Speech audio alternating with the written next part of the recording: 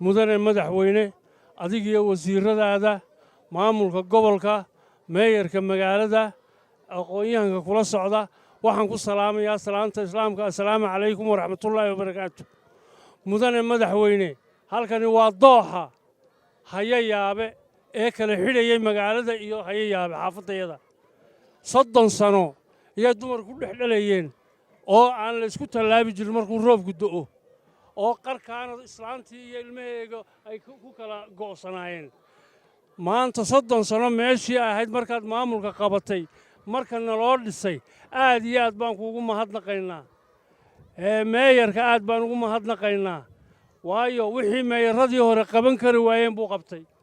waana soo dhowaynaynaa biladna wuu naga mudan yahay bilad sharaf buu naga mudan yahay adiguna waxaad naga mudan tahay ammaan iyo shahaado sharaf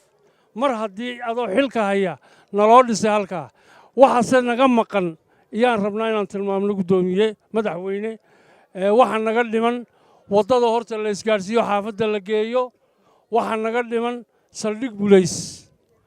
rug bulays waxaa naga dhiman MCH-kii xanaanada carruurta haweenka waayo dumarka iyagu inta la soo wado iyay ku dhali jireen dooxa dhexdiisa markuu kala go'o markaa madaxweyne waxaan kaa codsanaynaa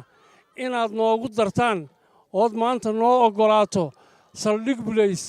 iyo xanaanada xoolaha adiga iyo meeyarka iyo barsaabka